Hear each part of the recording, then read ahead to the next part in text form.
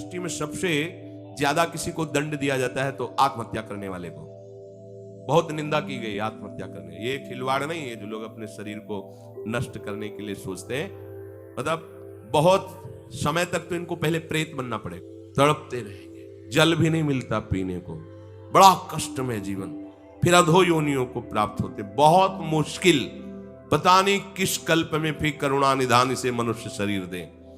आत्महत्या करने वाले ध्यान से इस बातों को सुने जिनके मन में कभी आत्महत्या के विचार आते हैं। मतलब आप कल्प कल्प के लिए घोर दुख का बीज बो दिए। शरीर रोगी है, शिक्षा में पास नहीं हो पा रहे, या आपके अनुकूल कोई बात नहीं बन रही, तो मरना जरूरी है क्या? मरने से समस्या का समाधान हो जाएगा क्या?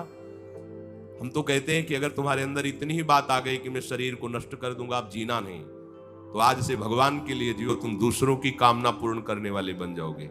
अपनी कामना, मरने की जरूरत है, मर जाओ इस बात से कि आज से मैं अपना जीवन प्रभु को दिया। जब मरने के लिए तैयार हो तो आप क्या इच्छा, अब जैसा चाहे प्रभु करे, तुम ऐसे महात्मा बन जाओगे। सतरथ सतरथ सा लोकांतार्यति। अगर आत्महत्या की तो आप दुर्गति को समझ लीजिए, भयानक प्रेत योनि, जहां स्वेच्छा से आप जल भी नहीं पी सकते, भले नदी किनारे रहिए। अपनी स्थिति बताता है धुंधकारी जो प्रेत योनि को प्राप्त है, भैया किसी तरह बचा लो, भयानक कष्ट में हो।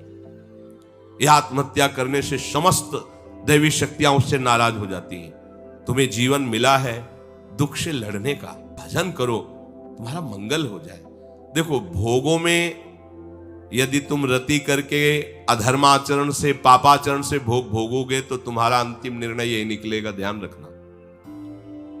जब तुम धर्म विरुद्ध आचरण करोगे, जैसे कोई कहता है कि अभी तो छोटा बच्चा ही था, उसने कौन से पापाचरण किए, अभी तो 14-15 वर्ष का था, परीक्षा में ऐसा ऐसा। क्या भैया, एक जन्म का हिसाब नहीं चल रहा है, बहुत जन्मों का हिसाब चल रहा है। अगर उसके सुकृत काम करते तो माता पिता उसके ऐसे न मिलते कि उसको टॉर्चर करते, तभी तो ऊब गया जीवन से। अब किसको क्या कहें? तो हमें लगता है कि आत्महत्या करने का उत्साह नहीं आना चाहिए। हमें लगता है माता पिता को चाहिए कि अपने बच्चों से ऐसे मित्रता का व्यवहार करें कि उनके दुष्कृत नाश करने वाली भावना हृदय में जागृत हो, ना कि शरीर छोड़ने वाली।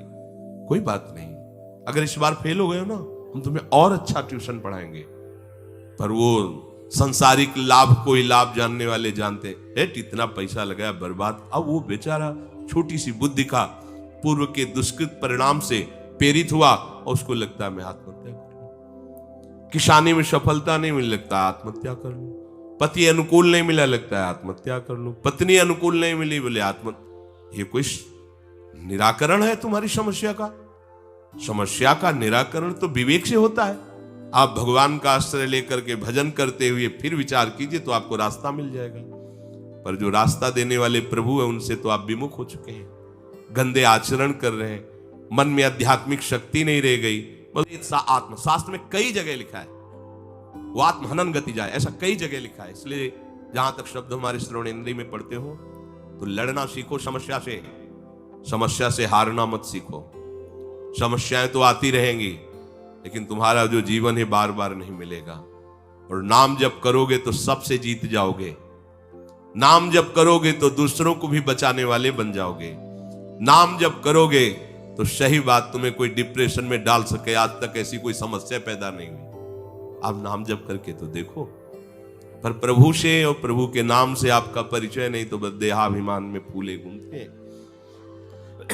जहां उस देहाभिमान में ठेस लगी तो लगा देह को नष्ट कर। अरे देह को नष्ट करना कोई समस्या का समाधान थोड़ी।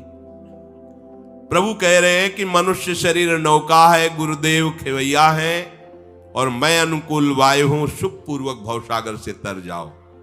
यदि ऐसा नहीं हो, पूर्व जन्मों के पुण्यों के फल से इस संसार से मुक्त हो जाएंगे, असंभव।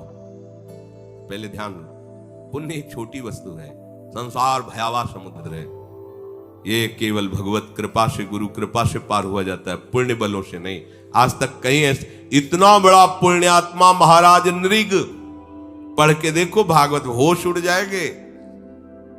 100-200 गाय हो तो बहुत ठसक हो जाती है, लाखों लाखों गायों का रोज दान करने वाला स्वर्ण से अभिषिक्त करके सजा के, और क्या क्या नहीं दान करने वाला।